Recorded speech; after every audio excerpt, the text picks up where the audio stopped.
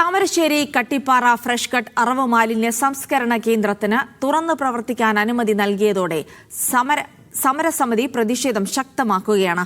ഇന്ന് വൈകിട്ട് സമരം പുനരാരംഭിക്കുമെന്ന് സമരസമിതി ഭാരവാഹികൾ പറഞ്ഞു. ഫ്രഷ് കട്ടിന് നിയന്ത്രണങ്ങളോടെ തുറന്നു പ്രവർത്തിക്കാൻ ജില്ലാ കലക്ടർ അനുമതി നൽകിയെങ്കിലും സ്ഥാപനം ഇന്ന് പ്രവർത്തിക്കില്ല. ഫ്രഷ് കട്ട് കോഴിയറവ് മാലിന്യ സംസ്കരണ കേന്ദ്രത്തിനെതിരായ പ്രതിഷേധം അക്രമാസക്തമായതിന് പിന്നാലെ അടച്ചിട്ട ഫാക്ടറിക്കാണ് വീണ്ടും തുറന്ന് പ്രവർത്തിക്കാൻ അനുമതി ലഭിച്ചത്.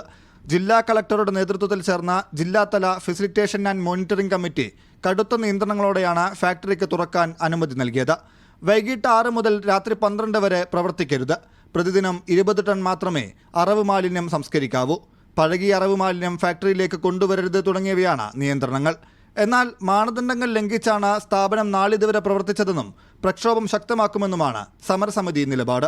ഓരോ ഗ്രാമങ്ങളിലും ഞങ്ങൾ സമരസഹായ സമിതി രൂപീകരിച്ച് ആ ഗ്രാമവാസികളുടെ നേതൃത്വത്തിൽ ഈ ഫ്രഷ് കട്ടിലേക്ക് വരുന്ന മാലിന്യം തടയാനുള്ള ഞങ്ങളുടെ തീരുമാനം.